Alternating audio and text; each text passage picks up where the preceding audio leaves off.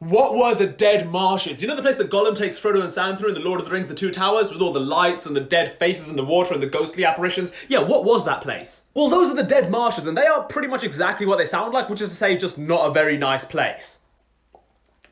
Well, as Gollum tells us in The Two Towers, the marshes were once the site of a great battle, and the deceased faces in the water are elves and men and orcs. But what he doesn't tell us is which battle. But we know what battle it was. In fact, we've seen the war that battle was part of. It was part of the War of the Last Alliance that we see in the prologue of Lord of the Rings, The Fellowship of the Ring. You know, the War of the Last Alliance of elves and men, led by High King Elendil the Tall of Men and High King Gil-galad of the Elves, in which they took down Sauron and brought about the end of the Second Age. Isildur, the Shards of Narsil, the Ring. And one of the many battles that was fought in this war was the battle that took place on the plains of Dagorlad, right by the Black Gate of Mordor. And the deceased from this battle were buried in the marshland next to it, which eventually overgrew into the dead marshes as we know it. And when Frodo saw them, he described them as